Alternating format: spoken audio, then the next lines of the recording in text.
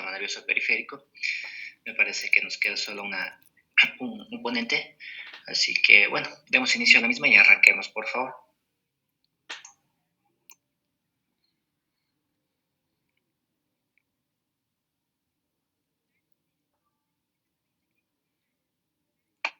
Ya, ¿sí se me escucha, Doc?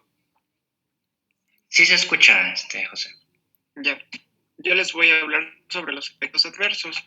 Bueno, en cuanto a los efectos adversos, debido a la amplia distribución de los tejidos de estos receptores muscarínicos, la administración de estos fármacos puede modificar la función de un órgano o de un sistema corporal, que casi siempre va a generar efectos no deseables en otros órganos. Uno de estos ejemplos es la midriasis y la cicloplejía, que bueno, pueden ser efectos deseables en determinadas exploraciones oftalmológicas, como ya lo voy a explicar un poco más adelante, pero también pueden constituir efectos adversos cuando los antagonistas muscarínicos se administren, por ejemplo, para reducir la motilidad gástrica, pues por estos medicamentos, si bien pueden ser utilizados con un fin, el efecto adverso puede ser diferente. Entonces, y en otro órgano.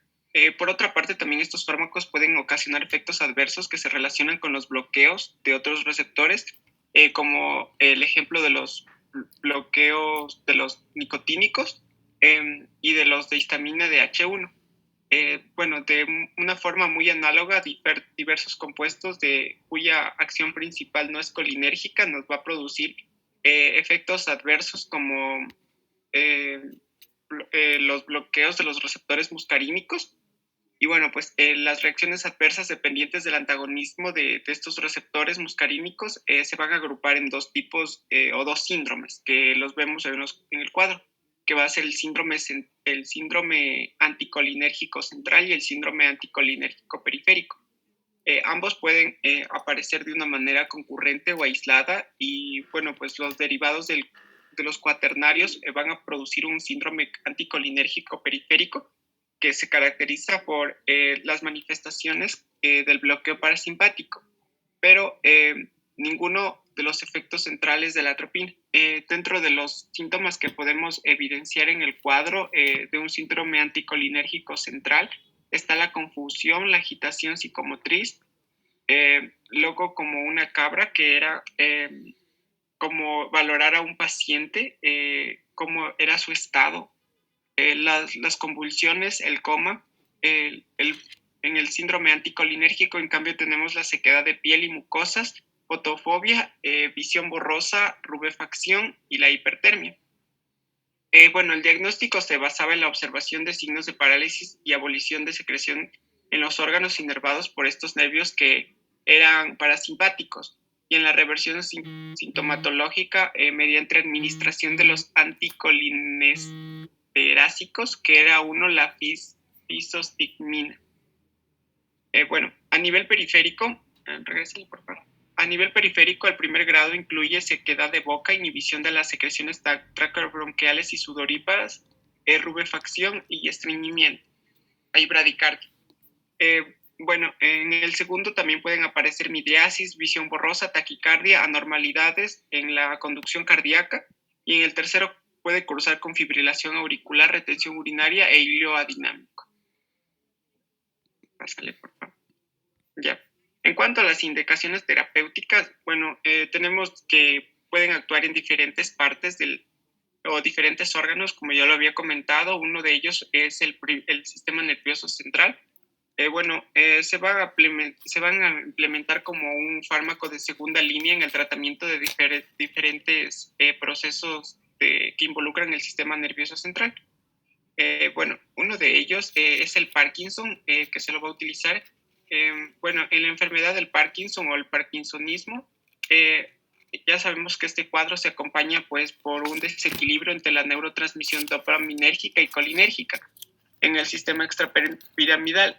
Bueno, por ello va a responder favorablemente a fármacos que incrementen de forma directa o indirecta la actividad dopaminérgica o disminuyan la muscarínica en el cuerpo estriado.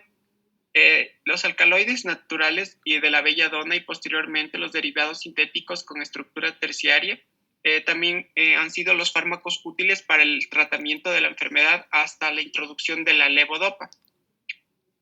Bueno, en cuanto al aumento de la actividad colinérgica en el estriado, este iba a agravar la sintomatología parkinsoniana, mientras que el bloqueo de los receptores muscarínicos la iba a mejorar, y el temblor y la rigidez de los síntomas iban a ser más sensibles.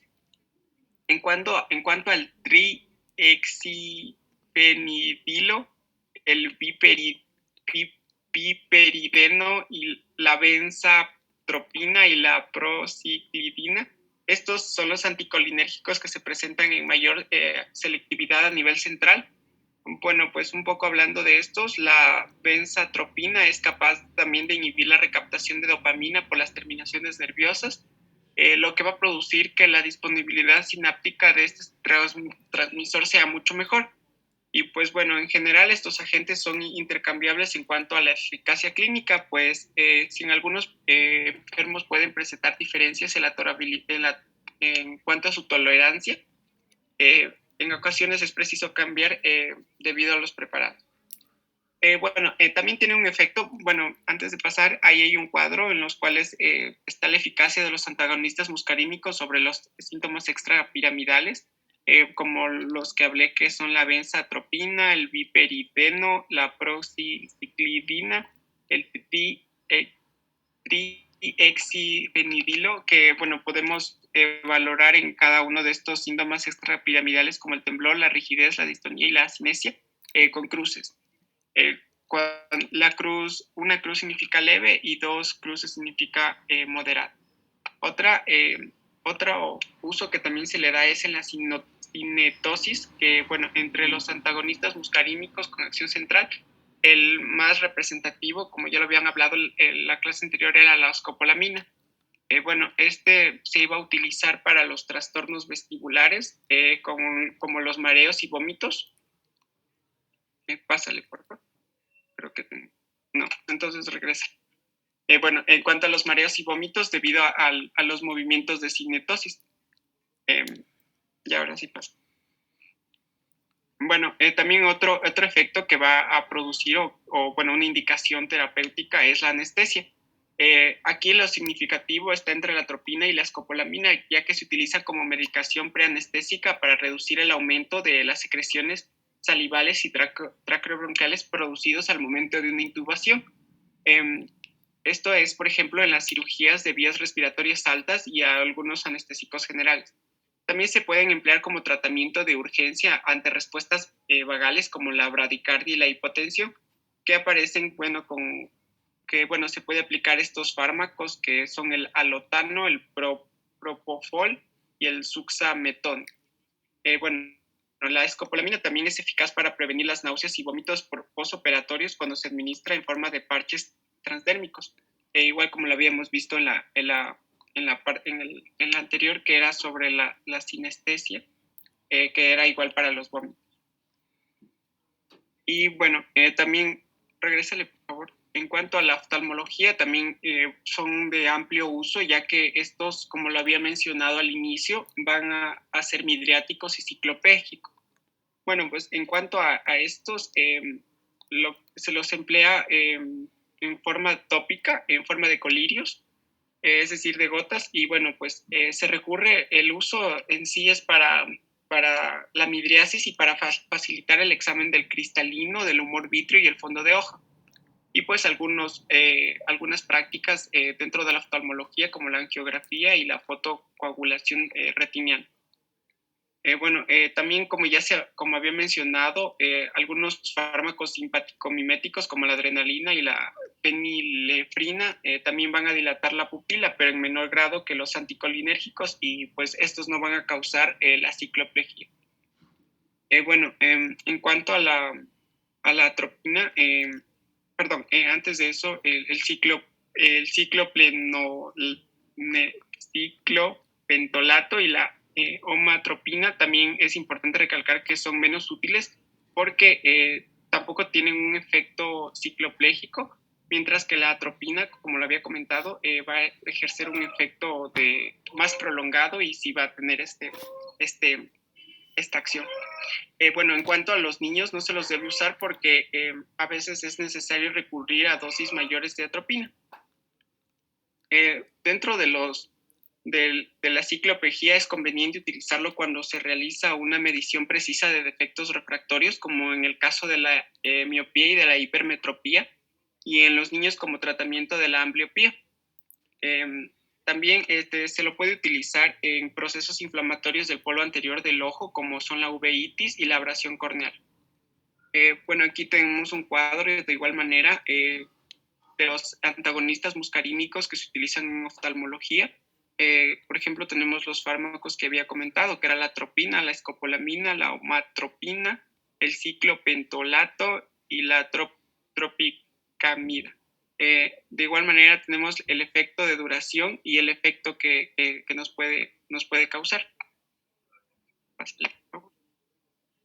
Bueno, siguiendo también, como lo había dicho, el tratamiento no solo se limita a un sistema, sino que también va a intervenir otro, que es el sistema respiratorio. Pues aquí el empleo de estos antagonistas muscarínicos en enfermedades respiratorias va a tener la finalidad o el objetivo de reducir las secreciones de las vías respiratorias, dando así un beneficio sintomático en infecciones víricas y la inflamación y la broncoconstricción. Estos fármacos antimuscarínicos van a ser eficaces para reducir el broncoespasmo que se produce, por ejemplo, en la EPOC. Bueno, pues estos son el hipatropio, el tiotropio, el glucopirrolato y el aclidino. Estos se van a utilizar por vía inhalatoria. Y pues bueno, en cuanto a la utilidad de estos fármacos en cuanto al asma, todavía nos manifestaba que estaba en investigación.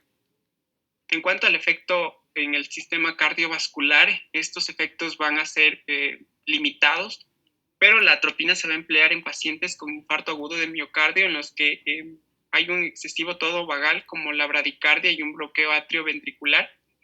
Bueno, esta posología debe ser ajustada cuidadosamente, ya que nos puede producir una bradicardia paroxística. Y bueno, en el otro extremo, pues una dosis excesiva puede originar taquicardia, dando lugar a una demanda de oxígeno y pues extendiendo el área del infarto. En cuanto al aparato digestivo, bueno, pues aquí tenemos estos dos, que son la pirenzepina y la telencepina, que se van principalmente a encargar de la inhibición gástrica, que se utiliza, por ejemplo, en las úlceras pépticas. También se las va a utilizar en el aumento del peristaltismo, por ejemplo, en las enfermedades que son producidas, en las enfermedades endémicas como la diarrea del viajero, el cólico biliar, las náuseas y los vómitos. La butilescopolamina, la diclomina, la ocatropina, el otilonio y pinaverino se utilizan, se los da por vía oral, pero va a ser su acción va a ser limitada en el tubo digestivo. Y la butilescopolamina pues se utiliza para cólicos agudos. Y la otilonodo va a ser utilizada para la distensión abdominal crónica y el síndrome de intestino irritable. Pásale. Ya, también tenemos que va a haber una acción a nivel del sistema genitourinario. Bueno, los alcaloides de la belladona y sus derivados sintéticos van a disminuir la frecuencia de las contracciones del músculo detrusor de la vejiga. Y pues de esta manera van a reducir la presión intravesical porque van a antagonizar el control parasimpático de la vejiga. Y bueno, pues aunque su efecto es mucho menos intenso en otras localizaciones, se utiliza para reducir la frecuencia miccional en los casos de las paraplegias espásticas y en la enuresis infantil. También se los puede utilizar como para aumentar la capacidad de la vejiga en trastornos en los que la inflamación origina hipertonía del músculo detrusor.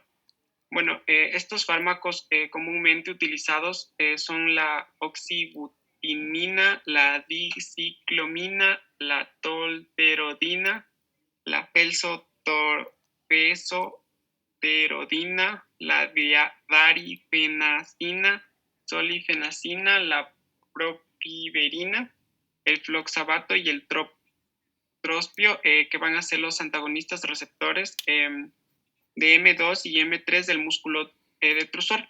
Bueno, estos receptores M3 van a inducir la contracción del músculo liso por un mecanismo dependiente de la formación de inosilitrifosfato y la inmovilidad del calcio desde los depósitos intracelulares. Y pues, en cambio, los receptores M2 van a potenciar la contracción que se induce por los receptores M3 al disminuir la formación de adenosin monofosfato cíclico. Bueno, pues también algunos de estos compuestos van a poseer mecanismos adicionales al antagonismo muscarínico, ya que contribuyen a un efecto relajante vesical. Por ejemplo, la oxibutina, la diciclomina, la propiverina, que van a ejercer un efecto relajante en el músculo liso urinario, y pues van a bloquear los canales de calcio dependientes del voltaje tipo L. Entonces aquí tenemos en la tabla también 7.5 los fármacos que se utilizan dentro del sistema genitourinario para tratar ciertas patologías. Como lo había comentado, la oxibutina, que es el más sobresaliente entre estos, se los utiliza como antagonistas de estos receptores M2 y M3, que ya los había hablado anteriormente. La diclomina, que son antagonistas no selectivos de estos receptores muscarínicos y antagonistas de calcio de los canales tipo L. La propiverina, que son antagonistas no selectivos de los receptores muscarínicos y antagonistas del calcio igual.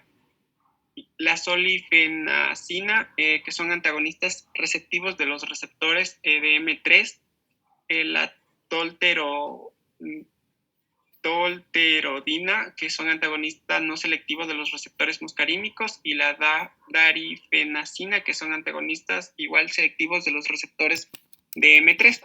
Y pues bueno, finalmente también vamos a tener que estos medicamentos van a tener una acción antiespasmódica ureteral, que se va a utilizar, por ejemplo, cuando hay los cólicos nefríticos en los casos de urolitiasis. Ya, entonces, a manera de resumen, aquí tenemos un cuadro que nos resume, valga la redundancia, cómo o cuáles son las principales acciones que tenemos dentro de cada uno de los sistemas. Como lo había mencionado, pues en el sistema cardiovascular va a tener un tratamiento de la bradicardia sinusal y control de los reflejos vagales después de un infarto.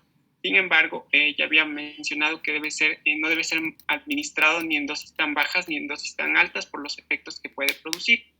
En cuanto a lo oftalmológico, pues también puede inducir midriasis y la cicloplejía, y ya había hablado también de los medicamentos que nos producían la cicloplejía, pero no una midriasis o inversamente.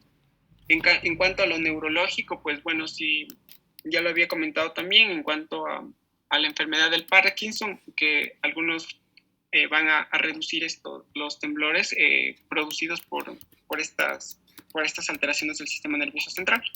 A nivel de en anestesiología también se los utiliza para reducir las secreciones al momento que un paciente está en una cirugía y pues necesita o está intubado. En cuanto a lo respiratorio, se va a utilizar para el tratamiento del EPOC, el ipratropio, el tiotropio, el glucopirolato y los aclidino, que todos estos medicamentos van a ser inhalatorios. En los digestivos también ya habíamos hablado sobre el tratamiento para el intestino irritable y también para la colitis espasmódica. En los urológicos ya hablé de igual manera recientemente sobre la vejiga hiperactiva y el espasmo vesical postoperatorio.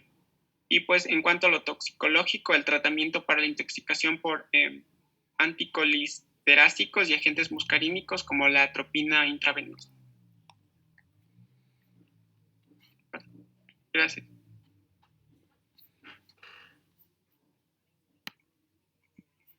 Ya, listo chicos, a ver, de una vez, hablamos un poco sobre el tema de la atropina como un medicamento que inhibe la acción de la acetilcolina, ¿no? más que todo haciendo referencia, que ya lo vieron en práctica, pero es muy común y muy frecuente el tema de la intoxicación por organos fosforados y por carbamatos. Entonces, acá hay una cuestión muy puntual. ¿Qué sucede cuando existe una intoxicación por estos órganos fosforados? Prácticamente estos órganos lo que van a hacer es que se van a unir a la acetilcolinesterasa. Y recuerden, no sé si recuerdan cuando yo les hablé sobre, o les puse este gráfico, ¿no? En donde la acetilcolinesterasa es una enzima que va a ayudar a dividir o hidrolizar o descomponer, como quieran denominarlo, a la acetilcolina en ácido acético y en colina, ¿sí? Entonces, al inhibir los órganos fosforados se unen a la acetilcolinesterasa y hacen que esta enzima se vuelva afuncional o disfuncional. Por ende, va a haber mayor cantidad, en este caso, de acetilcolina. Hay una sobreabundancia, hay mayor cantidad y en esta manera se va a producir mayor sinapsis neuronal y a nivel de las uniones neuromusculares también va a haber mayor cantidad de acetilcolina. Entonces, esa sería más o menos la fisiopatología, en resumidas cuentas, de la intoxicación por órganos fosforados. Entonces, el órgano fosforado o el carbamato se une a la acetilcolinesterasa y la vuelven inactiva. La acetilcolinesterasa, por ende, no se va a hidrolizar la acetilcolina en colina y en ácido acético, y por ende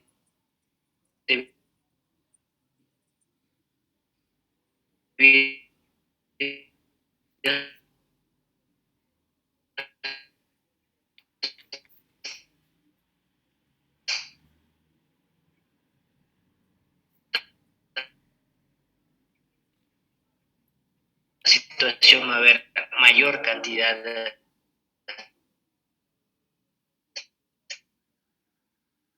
acetilcolina y por va a haber mayor.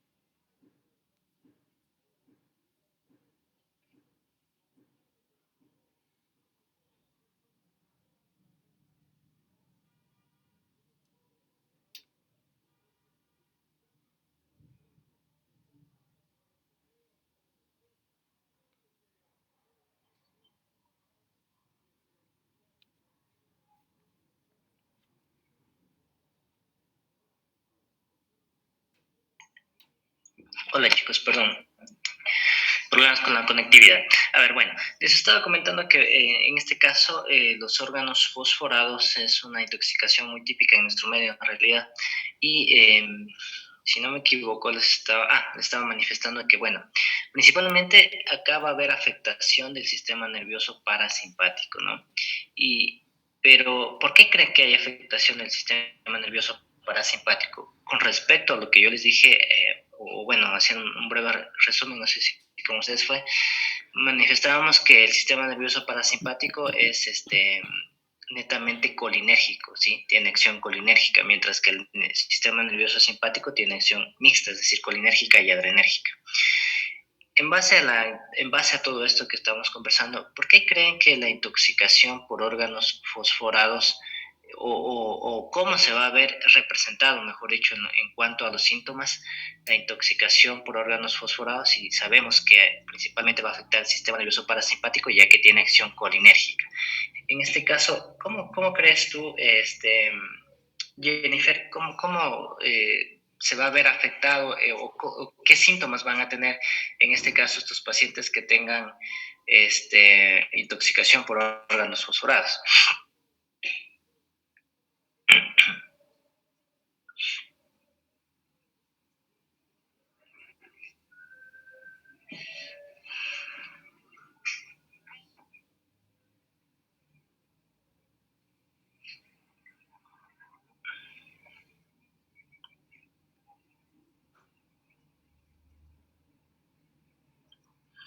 Ya, a ver, chicos, nuevamente, si yo digo que el parasimpático tiene acción colinérgica, ¿a qué enzima específica me estoy refiriendo? ¿O a qué neurotransmisores sería la palabra correcta?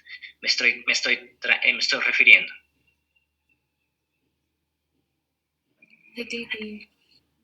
Exacto, gracias Daniela. La acetilcolina, ¿no? Entonces, si yo digo que ya hemos conversado anteriormente que la acetilcolina en este tipo de circunstancias, analizando este caso especial de la intoxicación por órganos fosforados, ya hablamos o conversamos que la fisiopatología radica en que estos órganos se van a anexar o se van a unir a la acetilcolinesterasa y por ende esta enzima era la que prácticamente hidrolizaba la acetilcolina en colina y en ácido acético. Por ende, como no está inactiva esta debido a la unión de los órganos fosforados, va a haber mayor aumento de acetilcolina en el cuerpo. Por lo general, la acetilcolina va a afectar el tema del sistema parasimpático, o va a haber mayor afectación del sistema nervioso parasimpático porque sabemos o conocemos que este tiene acción colinérgica. Perfecto. ¿Qué le puedo responder a la pregunta que hizo sobre los órganos? Ya, a ver. Ya. Bueno, principalmente como usted mencionó, afectaba esta parte de la acetilcolina. Entonces podría haber bradicardia, podría haber hipotensión, podría haber convulsiones, letargia, puede haber también a veces un coma, podría haber también disminución tal vez de la frecuencia respiratoria, podría causar una hipoxia tal vez. Ya, sí, correcto. Todo eso da en este caso la intoxicación por estos órganos fosforados. Pero está bien, lo que ustedes conocen y lo que Ana María en este caso mencionó está dentro de la realidad. Pero yo quiero que vayan un poco más allá. Yo lo que quiero es que analicen, sabemos de antemano que por lo general, estos receptores colinérgicos, mejor dicho, que el tema de la acetilcolina tiene receptores muscarínicos, ¿no es cierto? Y ya conversábamos previamente que los receptores muscarínicos, dependiendo de si es M1, M2, M3, van a tener consecuencias, cierto tipo de funciones o acciones, por así decirlo. Entonces, por ejemplo, sabemos y conocemos de antemano que la acetilcolina actúa sobre las glándulas exócrinas, ¿no es cierto? Entonces, al existir una sobreproducción de acetilcolina, mejor dicho, no sería ni sobreproducción, más bien la cantidad de acetilcolina no se hidroliza de manera correcta debido a la inhibición de la acetilcolinesterasa y eso hace que aumente la cantidad, ¿no? De acetilcolina. Pero al existir un aumento exagerado de la acetilcolina debido a que no se hidroliza, y sabiendo que la acetilcolina estimula las glándulas exócrinas, vamos a tener a través de los receptores muscarínicos, vamos a tener en exceso que sudoración, vamos a tener en exceso salivación, vamos a tener en exceso broncorrea, ¿no es cierto? Esto debido a que actúa sobre los receptores muscarínicos. También actúa sobre los receptores muscarínicos a nivel del tubo digestivo, ¿no es cierto? Entonces ya conversábamos previamente, entonces en este caso puede haber diarreas, presencia de diarreas, puede haber alteración o disfuncionalidad en cuanto a los esfínteres, ¿no? Entonces, por eso los pacientes puede haber en el tema del tema de las diarreas o el tema de la catarsis espontánea, por así mencionarlo, porque hay esta irregularidad en cuanto al tema del control de esfínteres. De igual manera sucede en el aparato genitourinario, ¿no? Sabemos y conocemos que en condiciones normales la micción se puede producir gracias a la constricción que se produce del músculo detrusor y a la dilatación, en este caso de los esfínteres vesicales, y se produce la micción. Pero al existir un sobreexceso de acetilcolina dentro de nuestro cuerpo, pues lo que se va a provocar es que exista una alteración en el control de los esfínteres y de esta manera haya micción espontánea, ¿no? También conocemos de antemano que los receptores muscarínicos, la acetilcolina estimula los receptores muscarínicos y estos van a provocar broncoespasmo, ¿no es cierto? Al existir, obviamente, una cantidad exagerada de acetilcolina, pues este broncoespasmo se va a ver mucho más grave, por así decirlo, e incluso puede provocar una hipoxia mecánica debido a este broncoespasmo que inclusive podría necesitar soporte ventilatorio. Entonces, si bien es cierto, todos los síntomas que ustedes ya saben y conocen se presentan en este tipo de pacientes, pero como les decía, quería que analicen más o menos de dónde provienen estos síntomas. Y todos estos síntomas se debe a la cantidad excesiva que existe de acetilcolina y obviamente con la activación de los receptores muscarínicos. Entonces, por eso es que se presentan estos síntomas. Ahora, el tema de la intoxicación por órganos fosforados se puede evidenciar en 3 fases, si podríamos denominarlo así, ¿no? Tenemos la etapa tóxica aguda o la toxicidad aguda, el síndrome intermedio y posteriormente tenemos cierto tipo de complicaciones que se pueden generar posterior a la intoxicación aguda, si queremos denominarlo así, ¿no? Entonces, la intoxicación aguda, por lo general, o la diferencia entre estos tiene que ver con el tiempo. La intoxicación aguda pues, se presenta en cuestión de minutos u horas. El síndrome intermedio la literatura lo manifiesta que lo puedes encontrar en el lapso de 24 hasta 96 horas. Y por lo general, el tema de las complicaciones tardías se puede evidenciar semanas posterior a la exposición del tóxico, ¿sí? Entonces, en relación al tiempo, va a determinar esta clasificación: toxicidad aguda, síndrome intermedio y complicaciones posteriores.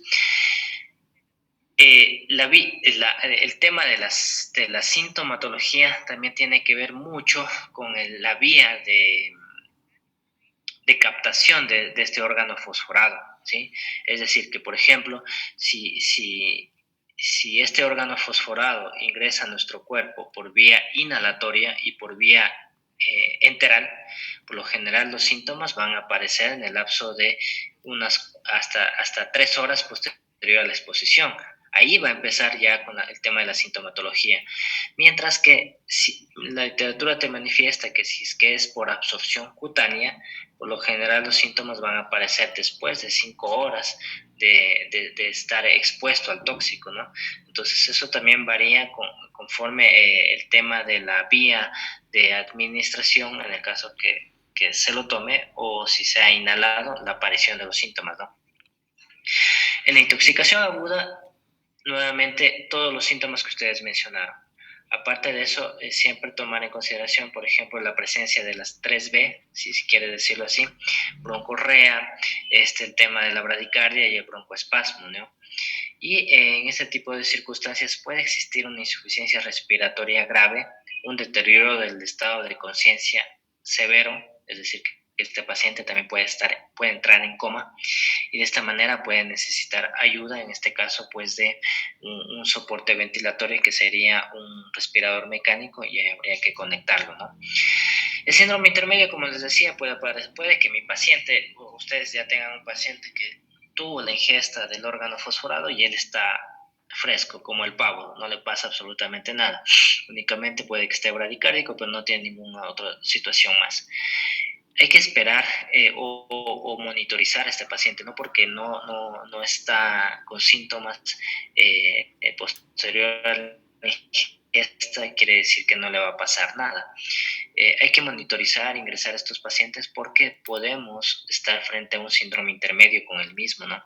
Este síndrome intermedio, como ya les había manifestado previamente, puede aparecer en el lapso de 24 a 96 horas y por lo general se caracteriza porque existe debilidad de los músculos vulvares. En este caso va a haber afectación respiratoria, es decir, va a haber depresión respiratoria, y estos pacientes con síndrome intermedio son los que mayoritariamente se complican más y entran a ventilador mecánico debido al tema de la parálisis de sus músculos respiratorios. Entonces, eso hay que tener mucho ojo y mucha consideración.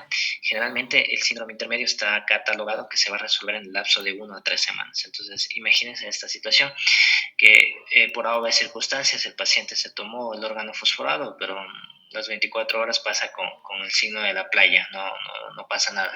Pero posteriormente se empieza a complicar con dificultad respiratoria, insuficiencia respiratoria, y estamos frente a un síndrome intermedio por el tema de los tiempos que estamos conversando acá, ¿no? Entonces, existe afectación proximal de los músculos, existe compromiso de los músculos respiratorios, y por ende va a tener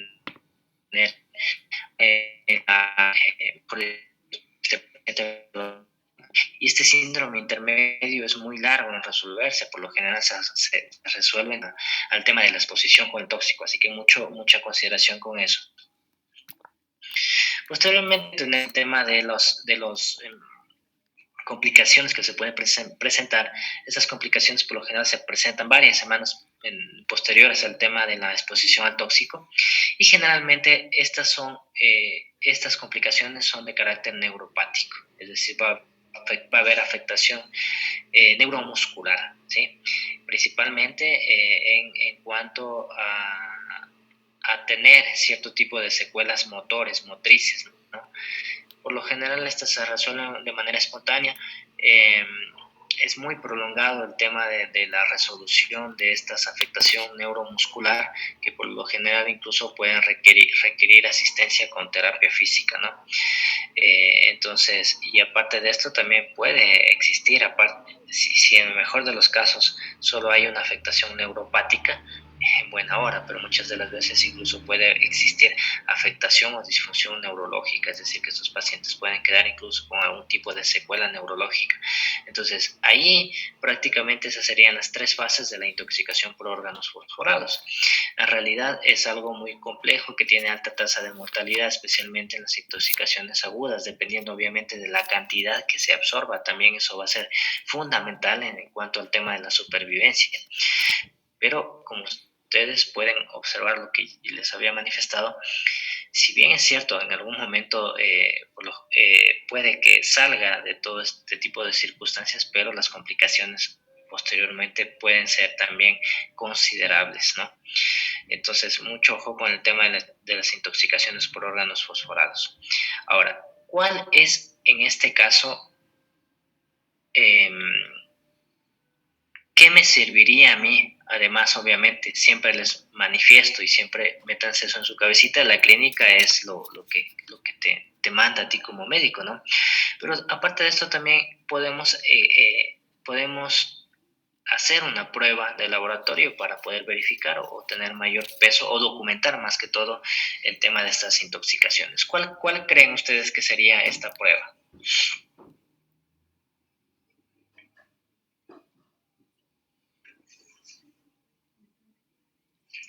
Kevin Antonio, ¿qué crees tú que podría pedir yo en laboratorio para poder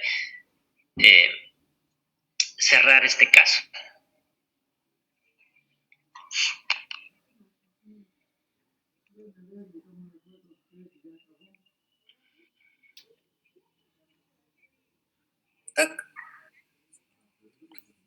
Tal vez no podría ser la medición de los niveles de la acetilcolinesterasa, tipo el ensayo de atropina. Exacto, ya. Ese sería en este caso lo que tendría que hacer yo, ¿no? Medir los niveles de colinesterasa, que en este caso, ¿cómo van a estar? ¿No? ¿Mm? ¿Disminuidos? La acetilcolinesterasa va a estar disminuida, ¿no? Más que todo por lo que no tiene el órgano fosforado va a actuar a este nivel y en este caso pues vamos a tener acetilcolinesterasa inactiva, ¿ya? Entonces eso sería una opción para yo poder tener en este caso una prueba de laboratorio para poder cerrar el caso más que todo, ¿no? Pero como les manifestaba, la clínica es muy clara acá, y mucho más con el tema de, a veces los familiares de los mismos pacientes traen los frascos de lo que se toman, ¿no? Porque muchas de las veces los encuentran inconscientes, tirados en el piso, vomitando, con convulsiones, etcétera, etcétera, etcétera. Perfecto, entonces, ¿cuál es el tratamiento farmacológico? Primero vamos con tratamiento no farmacológico. ¿Cuál sería en este tipo de circunstancias lo que tú harías, Dani Jaciel? ¿Qué harías tú si te llega uno de estos pacientes? ¿Qué es lo primero que debería hacer?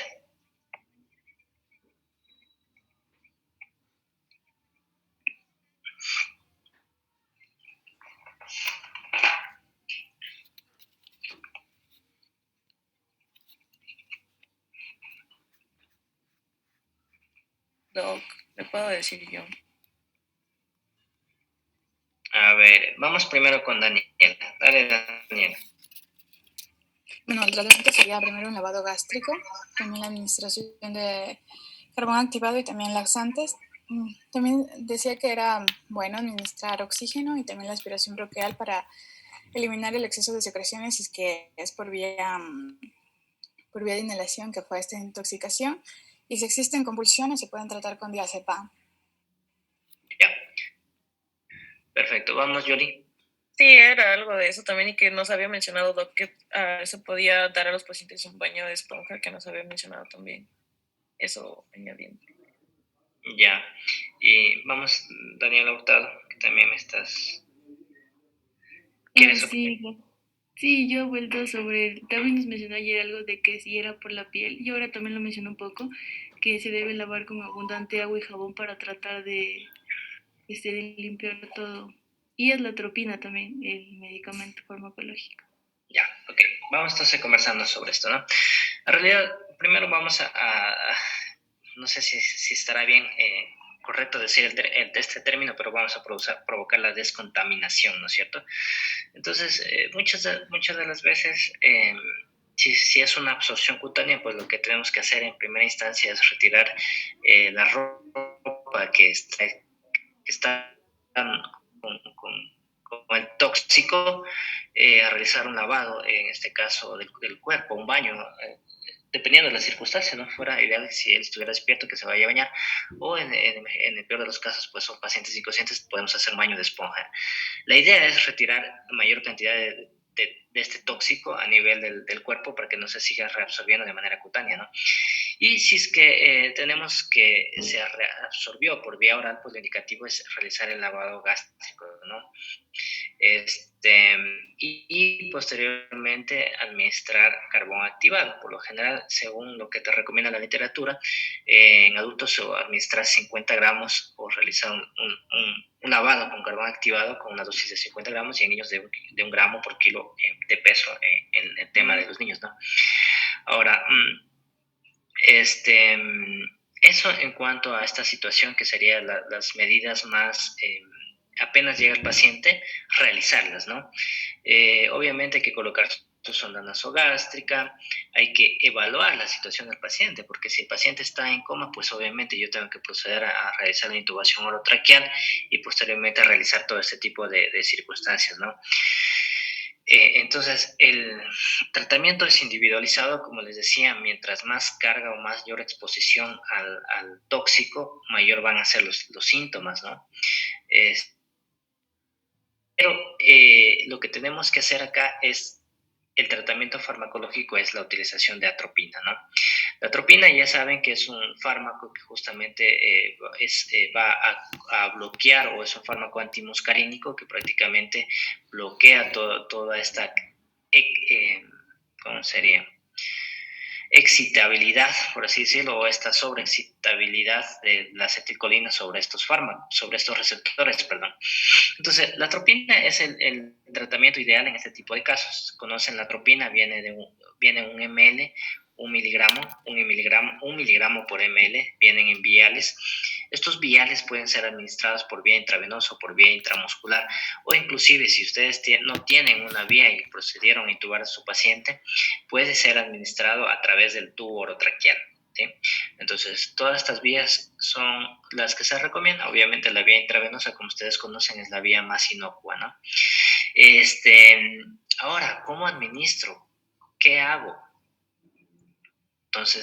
Entonces, lo que te recomiendan las guías diferentes de donde lean es que tienes que administrar la dosificación. Por ejemplo, existen guías que recomiendan que se debe administrar de 2 a 5 miligramos de atropina en bolo. Y posteriormente evaluar la situación e ir administrando de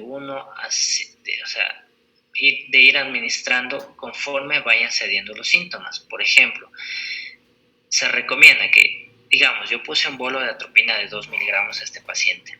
Evalúo en un lapso de 3 a 5 minutos, y si veo que no tiene los signos de atropinización, que ya vamos a conversar y que ya los nombraron acá, si veo que no tiene los signos de atropinización, vuelvo a doblar la dosis, es decir, que si yo administré 2 miligramos en la primera instancia, después de 3 o 5 minutos voy a administrar 4 miligramos, ¿sí?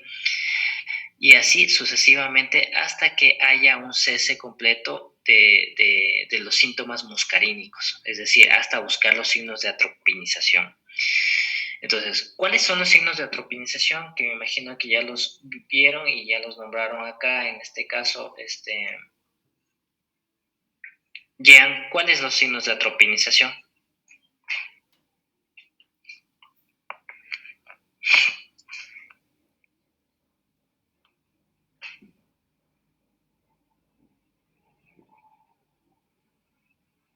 ¿Ahí me escuchas, no? Sí, sí te escucho ya. Los principales signos de la atropinización, a ver, iban a ir principalmente la parte de la visión, iban a afectar la visión, a tener una midriasis, también a un posible aumento de temperatura, taquicardia, y creo que era eso, ¿no? Ya. Isabel, vamos. También está la sequedad de boca, inhibición de la sudoración, igual como dijo mi compañero, taquicardia, midriasis, sed, y palpitaciones, y algunas veces también tenían dificultad para hablar. Ya. Ana Camila, ¿también querías decir algo? Sí, también podían presentar, bueno, como ya dijeron, disfagia, también retención urinaria, mucosas y piel seca. Algunas veces podían llegar hasta estar en estado de coma. Ya. Yoli. Sí, también lo de la hipertermia que no lo mencionaron, bueno, la anhidrosis ya dijeron, la vasodilatación cutánea, que los pacientes se ponen rojos, y también podrían estar las alucinaciones y el delirio. Y acotando con esto, la mnemotecnia que le comenté, que nos comentaba ayer, caliente como el infierno por la hipertermia, ciego como un murciélago por la midriasis, seco como un hueso por la anhidrosis, rojo como la remolacha por la vasodilatación cutánea, y también loco como una cabra por las alucinaciones y delirio. Ok, correcto. Gracias, Yoli, por acotar la mnemotecnia ya. Entonces, esa mnemotecnia ustedes tienen que tenerla presente, más que todo porque, oye, si yo coloco atropina, tengo que saber hasta cuándo coloco la atropina, ¿no? Entonces tengo que parar la mano cuando ya encuentro estos signos de atropinización. Así que mucho ojo con eso de ahí. Entonces, la atropina es el fármaco de elección en este caso para revertir las intoxicaciones por órganos fosforados, por todo lo que habíamos mencionado. Y si ustedes se dan cuenta o se pueden analizar, pues prácticamente los signos de atropinización van a ser todo lo diferente, todo lo contrario, cuando existe el tema de la intoxicación, ¿no? Porque ya se revierte el tema de los receptores muscarínicos. Entonces, incluso ahí, ya analizando, yo ya puedo acordarme el tema de los signos de atropinización. Correcto, entonces, en ese aspecto, esto de acá, de la intoxicación, como les manifestaba, pues es una situación muy frecuente o muy común en este caso. También, aparte de eso, también la literatura puede que ustedes, mientras lean, vean que también se recomienda la utilización de atropina asociada a otro fármaco, que en este caso es la pralidoxima, que por lo general igual se recomienda en caso de que no revierta, a pesar de que tenga yo dosis altas de atropina. ¿Por qué? Porque muchas de las veces la literatura te manifiesta que mientras más tiempo pase, el tema de la intoxicación o el órgano fosforado se perpetúe más en tu cuerpo, va a ser menor la capacidad de revertir toda esta asociación que tiene el órgano fosforado con la acetilcolina. E incluso muchos de los libros te manifiestan que puede llegar a ser esta asociación de carácter irreversible, es decir, que por más que yo ponga atropina, dosis considerables de atropina, no vamos a tener la reversión del órgano fosforado con la acetilcolinesterasa, ¿no? Entonces, acá lo que te recomienda es que cuando suceda este tipo de circunstancias, utilizar como una opción adicional la pralidoxima conjuntamente con la atropina. Incluso se lo puede utilizar en infusiones continuas, pero se lo debe utilizar con la atropina. Y por ahí también ustedes ya manifestaron que el tema de el tema de las convulsiones se puede presentar en este tipo de pacientes, y es ideal acá utilizar las benzodiazepinas, como habíamos conversado en las clases previas, a la cabeza el diazepam, que se puede utilizar para controlar las convulsiones en el caso que se dieran, ¿no? Eso de manera resumida con esto que es muy, muy frecuente, y por eso se lo toma en acotación, ya que van a evidenciar mucho de estos chicos, especialmente en su rural. Hay mucho intoxicación por esto, principalmente de manera involuntaria, porque ustedes saben que la mayoría de estos órganos fosforados son insecticidas, y en la área rural se utiliza con bastante frecuencia los mismos, y que a veces de manera involuntaria producen toxicidad en los pobladores de esta área, ¿no? Entonces, mucho ojo con eso. Y bueno, ahí la terminamos por el día de hoy. No sé si es que hay alguna pregunta, inquietud con respecto a esto que vimos ahora. Doc, yo tengo una pregunta. Ya. Por ejemplo, a ver, en el caso de lo que viene siendo la intoxicación por los órganos fosforados, como suele generalmente inhibir la actividad de la acetilcolinesterasa, por ejemplo, en una persona que sufre de Alzheimer, ¿agrava el proceso del Alzheimer, la intoxicación? O porque en el Alzheimer también pues los niveles de acetilcolinesterasa disminuyen. De agravar la evolución de la enfermedad, no la va a agravar, ¿no? Porque tú, nuevamente recalcamos que la situación de la acetilcolinesterasa con la unión con el órgano fosforado, en teoría es reversible, ¿no? Administrando todo este tipo de medicamentos que vamos a dar. Entonces, en teoría no va a agravar la evolución de la enfermedad, simplemente es una afectación aguda que se suscita en ese caso, pero que va a alterar la evolución de la enfermedad, en realidad no lo va a hacer. Ya. ¿Algo más, chicos? Ya. A ver, chicos, entonces, bueno, hemos culminado, pues prácticamente, como les decía, se queda afuera el último tema. Lamentablemente ya no hay más tiempo. La prueba, por favor, igual me comunican para subirla al Canvas a través de, me parece, Thais. Me comunican a través de ella la hora que puedan, y de esta manera pues pueda yo poderla subir al Canvas. Y con eso prácticamente culminaríamos, ¿no? La prueba va a ir solo hasta este tema que hemos visto hasta ahora último, que son los fármacos del sistema nervioso periférico. el tema que queda pendiente, ese no lo voy a involucrar en la prueba porque no lo hemos visto, ¿no? Entonces, simplemente me quedaría para que me confirmen y también agradecerles a ustedes. Lamentablemente no nos hemos podido conocer de manera física como sería lo normal, ¿no? Pero espero haberles ayudado y espero haber por lo menos transmitido algo de mi conocimiento hacia ustedes a través de todas estas clases que hemos visto a lo largo de todo este ciclo. Y incentivarles, chicos, ya van a media carrera, prácticamente ya están a mitad del puente, así que síganse formando, sigan estudiando, como siempre les he dicho, a lo mejor a veces hablo un poco de más, pero desde acá, desde su formación, prácticamente ustedes se van, a lo mejor uno evidenciándose más que otro, y como les digo, pues siempre en medicina tiene un porqué, siempre en medicina hay que saber utilizar las cosas, no pedirlas por pedir o como una receta de cocina. Entonces, eso hace que un médico, que un estudiante sea diferente al otro. Ese tipo de cosas los hacen un poco especiales. No digo que todos son especiales, todos ya tienen un logro por estar aquí en la carrera, ya prácticamente están en la mitad de la carrera, pero traten de hacer este tipo de cosas, ¿no? Como les digo, pues espero haberles ayudado. Farmacología a veces incluso está muy aburridora y es muy extensa la situación, pero tenemos que saber con certeza esta cuestión de los manejos de los fármacos, porque eso es lo que hacemos, ¿no? Recetamos todos los días, así que debemos de conocer este tipo de circunstancias. No me queda más, chicos, que agradecerles por la paciencia también que me han tenido debido a todos esos cambios de turno que a veces yo los tengo y a veces con los horarios me ha tocado cambiarles, entonces les quedo muy agradecidos por esa circunstancia. Y como les digo, ha sido un gusto, aunque sea conocerlos por este medio. Espero algún día, pues,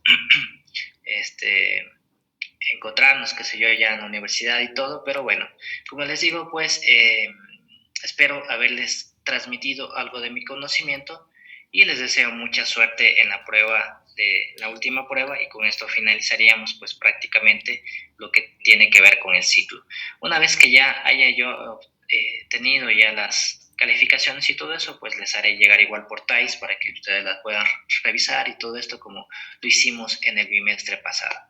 No me queda nada más que decir, chicos, mucha suerte en la prueba, nos vemos y